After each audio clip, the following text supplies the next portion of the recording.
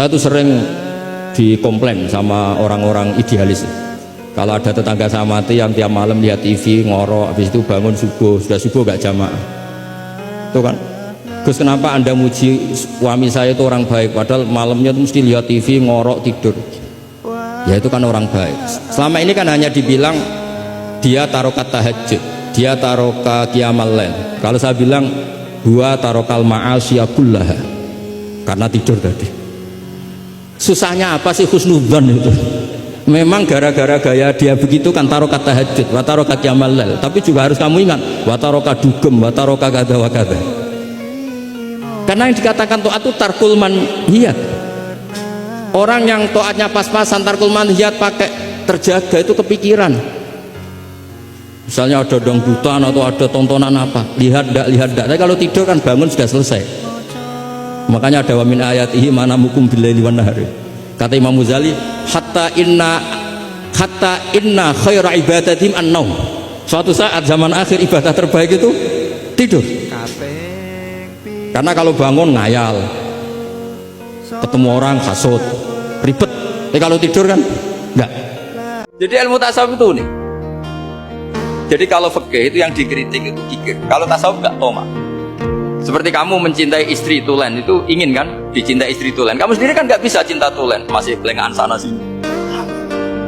Kamu pacaran, ingin pacar kamu setia. Ternyata kamu bikin sekian alternatif. Kalau putus ini punya ini, putus ini. Tapi kamu ingin ini setia kan nggak fair. Makanya guyonnya orang tasawuf itu, anta lam tajid min nafsika kullama turid, pakai faturi tu min ghairika kullama. Gampang tuh apalane, pokoknya ratrit gitu aja gampang.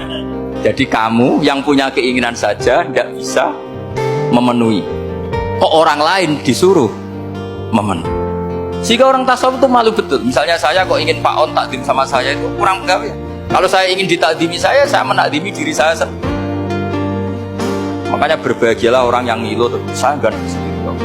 Saya kaya sendiri. Menunggu orang lain bilang kamu kaya itu repot. Menunggu orang lain bilang kamu hebat itu sudah bilang aja, ya Allah saya hebat, ya Allah saya ganteng, ya Allah saya cantik. Daripada menunggu orang lain bilang apa? Cantik. Coba misalnya Anda bangun masjid habis 2 miliar, yang harusnya 1 miliar sudah jadi. Terus nanti suatu saat ketemu Allah ditanya, itu ada orang miskin, fakir miskin, yatim. Andai kan kamu sumbang 1 miliar itu sejahtera semua. Gara-gara kamu bangun masjid terlalu mewah. Ya tapi kadang-kadang orang kebaikannya itu orientasinya bangun masjid, gak tertarik nyumbang fakir. Saat itu cara berpikir gitu mau apa? Tapi kalau dia mau luhur manusia terbaik karena bangun masjid 2 miliar, coba diaudit secara kepentingan syar'i. Penting mana dengan ngasih makan fakir miskin? Penting mana dengan menikahkan janda misalnya? Penting mana dengan pendidikan?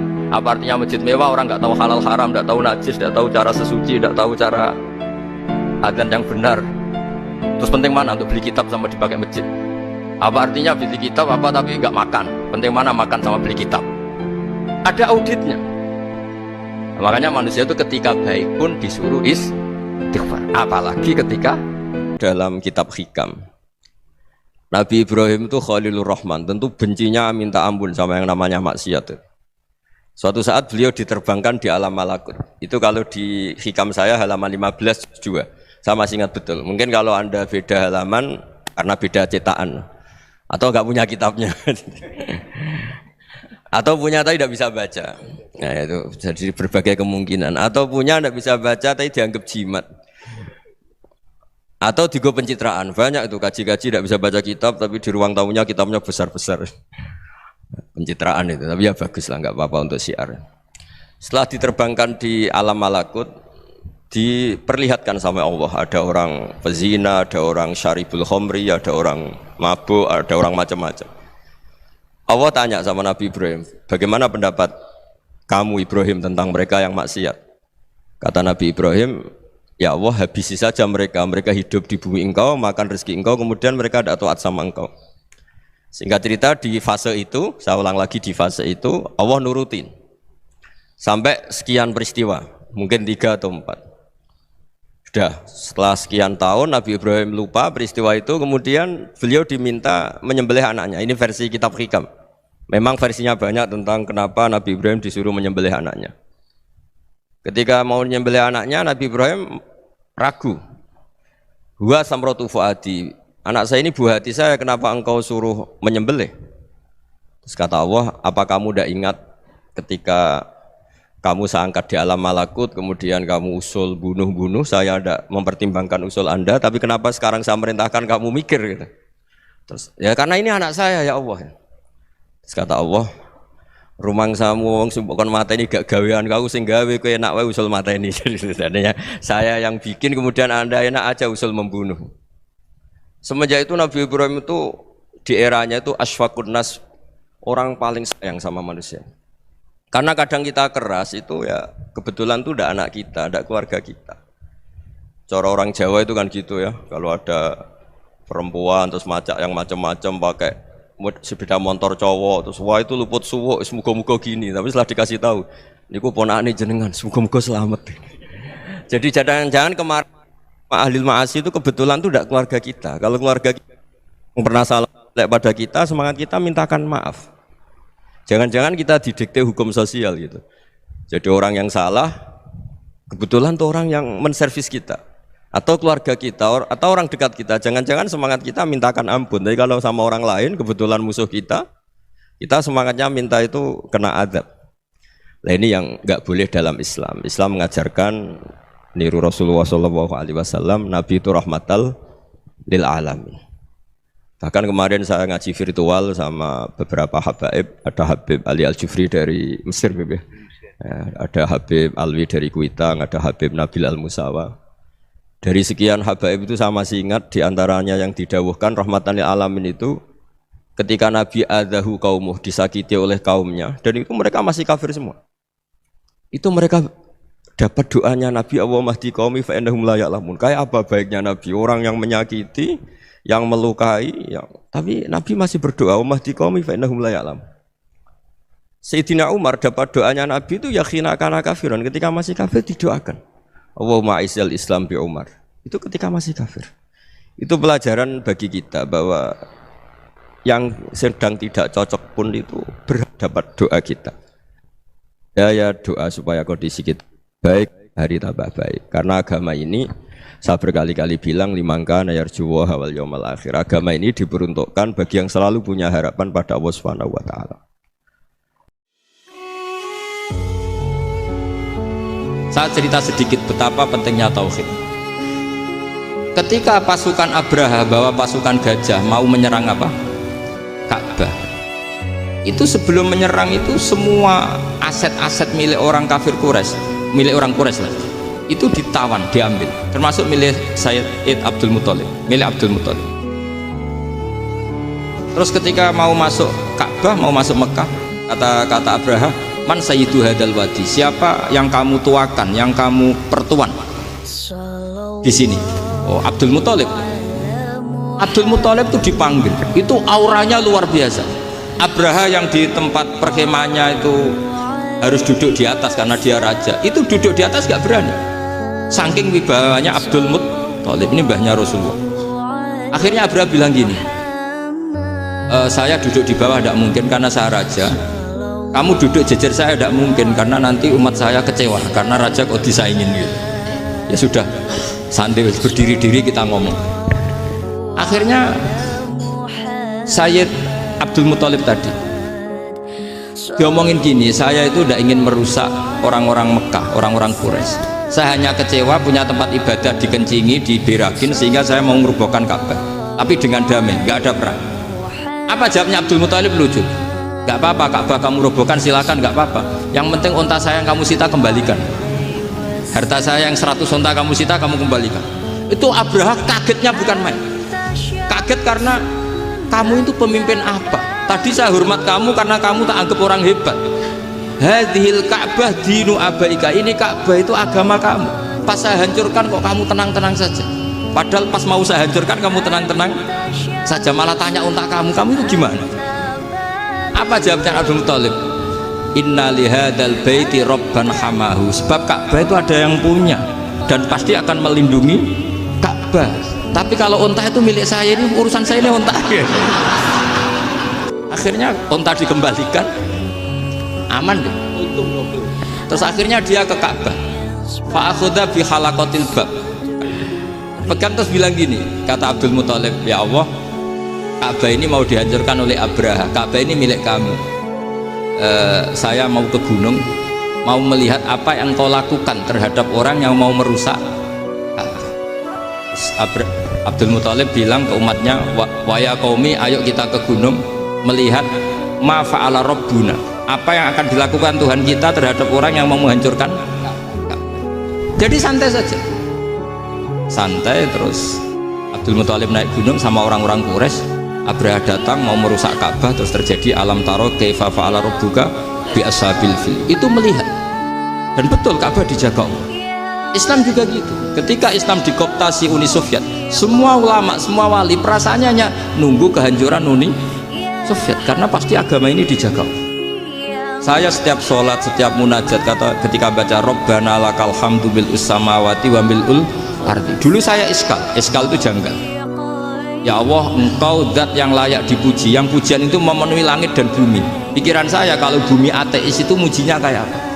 Tapi Masya Allah, ketika saya datang di Korea, bumi ateis, ternyata di sana banyak masjid, banyak tasbih, karena Allah sudah ngendikan lakal hamdu mil'us samawati wa mil'ul ardi.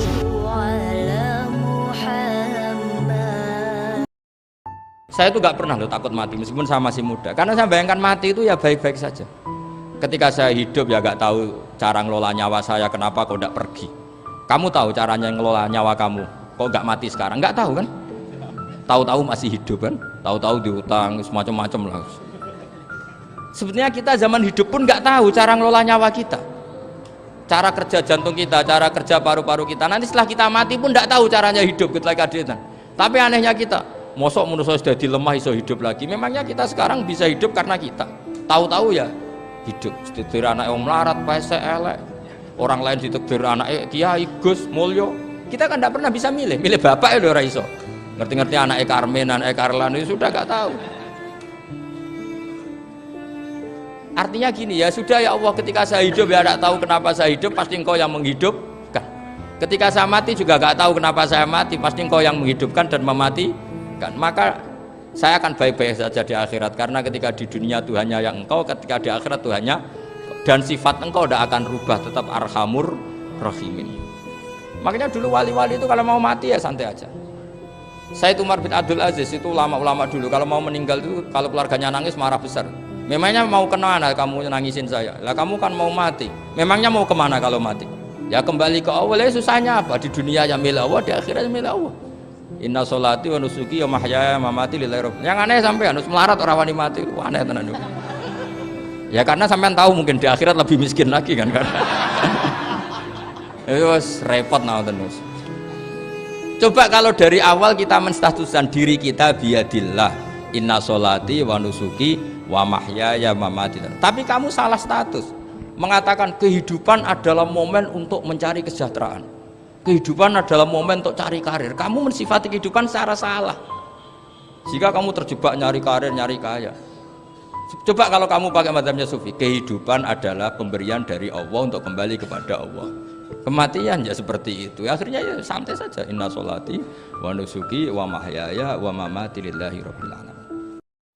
Makanya masyhur dalam dawai para ulama, Quran dikumpulkan di surat Fatihah, surat Fatihah dikumpulkan di Bismillah, Bismillah dikumpulkan di titiknya ba. Nah titik ba ini disebut bi kana makana wa bi yakunu mayakun. Karena lewat titik bi ini, karena saya yang ada menjadi ada, dan karena saya yang mau ada akan menjadi ada. Makanya semuanya itu kembali ke satu titik, nuqtatul wujud. Kayak apa ulama dulu? Jadi mau bismillah itu gak main-main kan. Bismillah itu eling bae. Bae ini nuqtatul wujud, bahwa kita benar-benar bertauhid. Mbok kayak apa buletnya gambar, mbok kayak apa ruwetnya, tetap dimulai dari satu titik. Mbok kayak apa jumlah angka-angka itu, dimulai angka satu. Jadi kayak wiridan la ilaha illallah itu sebetulnya harus dibarengi dengan ilmu. Ini yang terakhir supaya nggak lama-lama. La ilaha illallah itu basisnya ilmu. Surga yang begitu mewah itu dibikin juga bagi yang melafadzkan la ilaha illallah. Neraka yang begitu ekstrim, sampai kalau benda dijatuhkan dari atas ke neraka itu sampai bawah nunggu 70 tahun. Bisa kamu bayangkan kalau kamu di dalam naiknya susah itu. ini dijatuhkan ke neraka itu sampai bawah nunggu berapa? 70 tahun. Loh, neraka sebegitu ekstrim itu dibikin untuk yang menolak. Berarti kalimat ini kalimat spesial. Kalimat yang neraka dibikin ya atas nama itu yang menolak, surga dibikin juga atas nama itu yang menerima. Itu satu saktinya la ilaha illallah. Sakti kedua, orang kafir 70 tahun ngelafatkan la ilaha illallah sekali langsung dihukumi mukmin. Yufar lahum maqad salah. Qul lil ladzina kafaru iyantahu yufar lahum maqad salah. Orang yang ngelafatkan la ilaha illallah Muhammadur Rasulullah itu dosa 70 tahun kafir itu hilang. Sekarang kamu hidup itu apa? Untuk sujud. Sujud itu murah, gampang. Untuk mengenal Allah. Allah itu gampang kita kenal. Karena Allah itu ad-daru minad dhahir. Ad-daru dhahir itu Allah. Zat yang begitu jelas. Lah mati itu mau apa? Ya menuju Allah. Hidup menyaksikan Allah, mati menyaksikan Allah. Itu nyaman. Yang menjadi tidak nyaman karena kamu salah bikin status. Hidup untuk menggapai cita-cita, untuk sukses. Wong komo yo muni ngono, lonte yo muni ngono, copet yo muni ngono. Rumangsamu sing men bahagia iku kuwi tok. Rumangsamu sing men duwe akeh kuwi tok. Coba copet kamu tanya, kenapa kamu nyopet? Ingin punya uang banyak. Aku sing kiai tak kok sering dakwah kena opo? Repot to. Nak jawabe ngono maksudnya. Dia nak jawabe dakwah nyebarno Islam, aku ora dibayar apa-apa. Waras berarti, napa? Ini penting saya utarakan, makanya saya itu mau ngajar itu diantaranya al-ismu ya dulu ala musamma. Nabi dulu itu kalau nerangkan ilmu itu logikanya gampang sekali. Logika yang dibangun tuh gampang sekali. Ada orang cerita, ya Rasulullah saya ini ada sekian anak saya, yang paling saya cintai satu. Apa saya boleh melebihkan yang paling saya sayangi dalam pemberian? Nabi jawabannya itu tidak langsung jangan enggak. Apakah kamu berharap bahwa mereka semuanya baik ke kamu? Iya, semuanya saya ingin baik ke saya. Ya kalau gitu jangan. Kan tidak fair kita mengunggulkan yang satu, melebihkan yang satu, sementara kita berharap semuanya baik. Itu tidak fair kata Nabi. Jadi dulu Nabi itu terus ini yang cerita fikih. Dulu Ahlul Madinah itu mangga itu masih pentil sudah dijual. Pentil dijual harganya 2 juta. Masa iya pentil harganya 2 juta? Karena dengan asumsi sudah jadi mangga. Tapi ketika Nabi datang di Medina dan penduduk Medina itu abkhosna sikailan, orang paling buruk dalam pertimbangan dalam jual beli, Nabi cara ngendikan itu unik. Aro'aitum law anna waha yamna'us samra fabima yastakhillu ahadukum mala akhi. Kalau pentil ini ternyata kena angin terus kemudian tidak jadi buah, lalu kamu nerima uang 2 juta itu atas nama apa? Atas nama beli pelem, nyatanya belum jadi mangga. Mosok kalau pentil seharga 2 juta. Semenjak itu terus Ahlul Madinah sadar kalau jual buah itu nunggu ba'da buduwi solahiyah, setelah samroh ini berbentuk. Tapi Nabi tetap ngendikannya pakai logika. Nah, sekarang banyak kiai yang sidik-sidik neraka-nerakanya. Nabi itu ngajari logika. Ada pemuda dia itu hiperseks, mau masuk Islam tapi tetap boleh bebas. Saya ini ingin Islam tapi jangan larang seks bebas.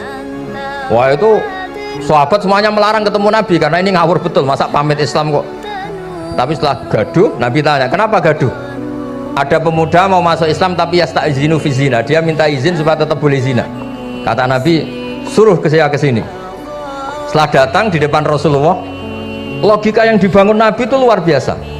Atuhibbuhu li bintik, kamu suka punya anak putri kemudian jadi demenannya orang laki-laki hidung belang? Ya enggak, saya bunuh orang itu. Andaikan itu ke ibu kamu, saya bunuh orang itu.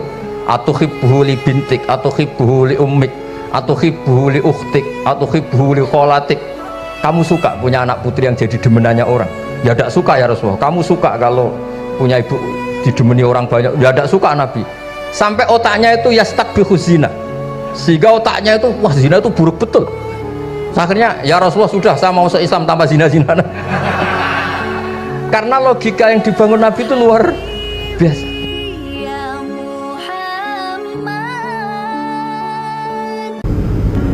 Kalau kita lapar, itu keinginan kita itu makan enak apa asal makan? Tentu jawabannya asal makan yang sehat. Tapi kalau nuruti nafsu kita, makannya yang enak, teman makannya enak, terus di warung yang favorit. Ini kan satu kebodohan. Kenapa untuk makan saja butuh definisi sekian banyak? Yang kita harus kecewa, warung favoritnya bisa sudah tutup, atau kita ke sana harus macet, ribet. Yang benar-benar arif dan bijaksana itu adalah al-istighna anisya. Sesuatu yang tidak mendesak itu jangan jadikan kebutuhan. Sehingga kalau kita puasa misalnya, semua makanan itu enak karena kita sangat lapar.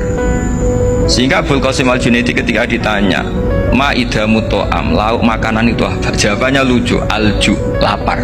Kalau kamu lapar ya semuanya enak. Ini sudah mulai hilang. Kita bilang makan enak itu ya sate, ya gulai, ya pizza yang kita senang.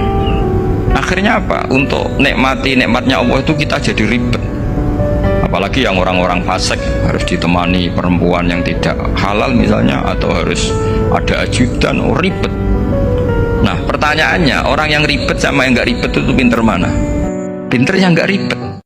Logikanya dibalik begini. Ini saya ngomong serius karena ini bentuk kemenangan saya, ini bentuk kemenangan saya. Saya berkali-kali ngomong di kota pelajar di Jogja karena banyak pengujinya juga, bukan sekedar pendamping tapi penguji. Banyak yang profesor, bukan sekedar dokter, banyak yang profesor. Jadi biar ini dok. Begini, saya pernah ditanya sama seorang dosen, Gus, saya ini ngaji hadis banyak, tapi ada yang saya tidak paham, yaitu mangqala la ilaha illallah dakhalal jannah, ada kalimat wa in zana wa in saraka. Meskipun pernah zina, pernah maling. Ini kan seakan-akan mentoleransi perzinaan dan pemalingan. Terus saya bilang, oh makna hadis itu seperti ini. Jadi kebenaran absolut, kebenaran yang mutlak itu tidak akan terganggu oleh status perilaku seseorang. Saya berkali-kali memberi contoh.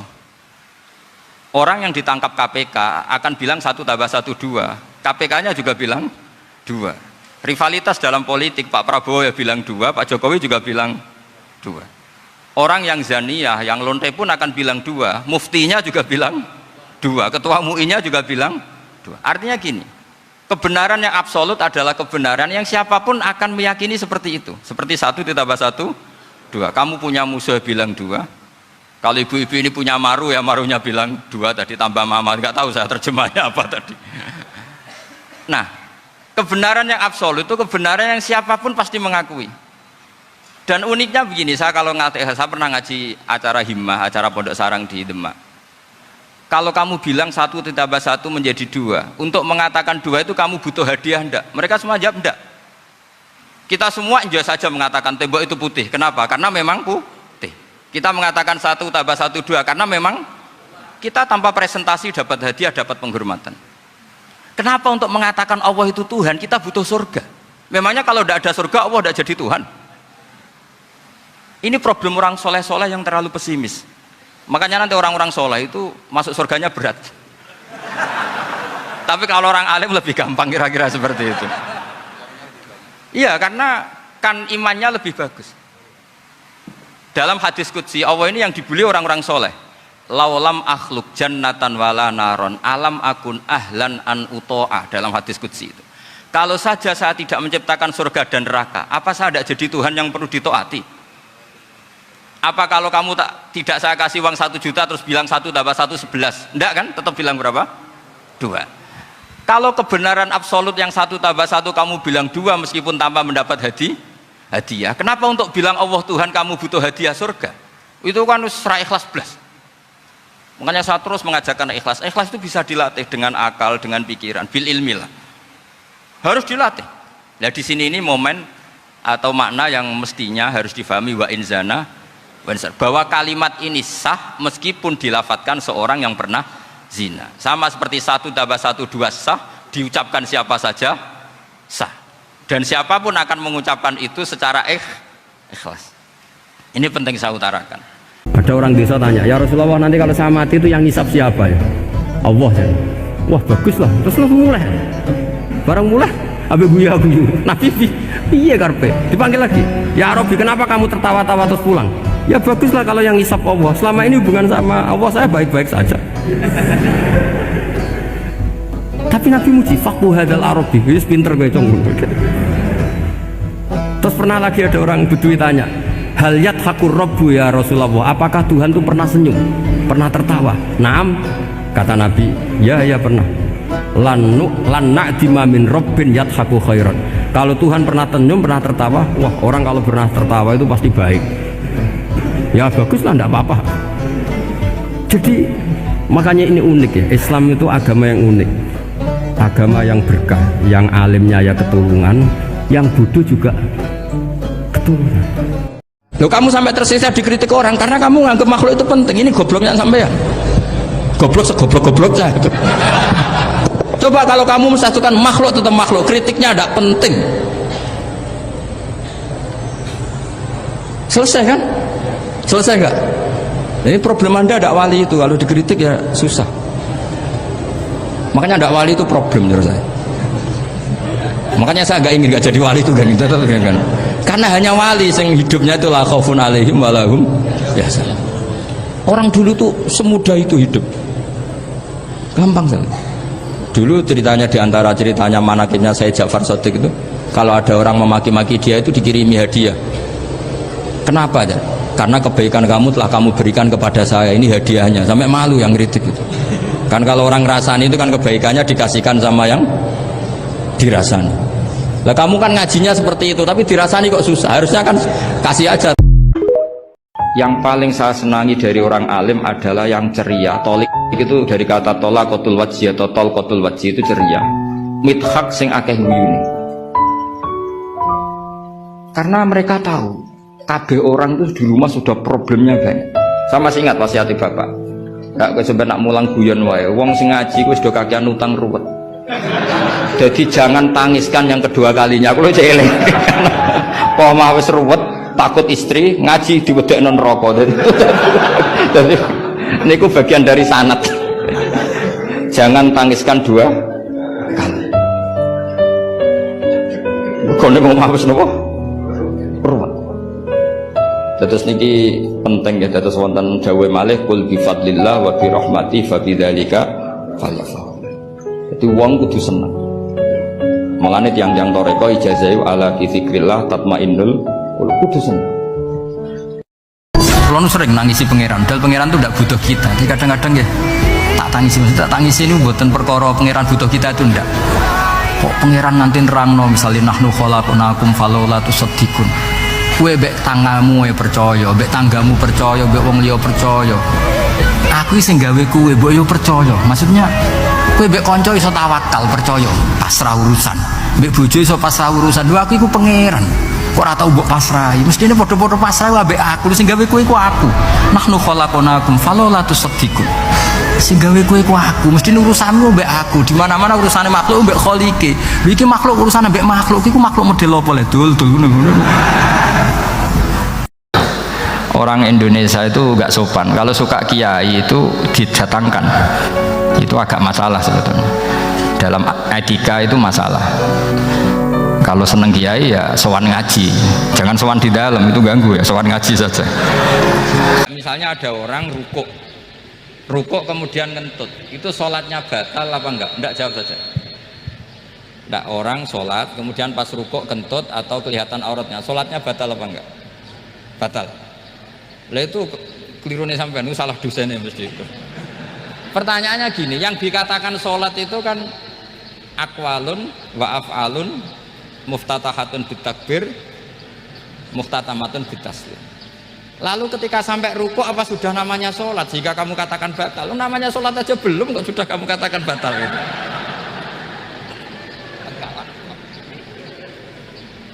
Iya kan? Jadi kalau aku mau sholat pas rukuk ngetut batal atau ora? Mestinya jawaban yang benar, ya ora sholat jadinya gitu. Karena kalau dikatakan sholat, definisinya harus sampai salah. Tapi kan kita nggak mungkin ngomong seperti itu, kan dianggap majnun. Padahal itu yang benar, yang punya kecerdasan. Saya itu andaikan dapat kabar dari malaikat bahwa sholat kamu tidak diterima, saya tidak susah. Bukan karena sombong. Pernah ditakdir sholat sujud ning Allah itu keren. Kayak apa malunya kita ketemu Allah kemudian kita di bumi tidak pernah sujud. Makanya cara Abul Hasan Asy'adili kowe ora usah mikir sholat ditampa taro ora usah mikir. Kowe ditakdir tau sujud tuh hebat. Kafa bika jazaan an radiyaka laka ahla. Cukup kamu mendapat balasan dari Allah, kamu pernah ditakdir sujud.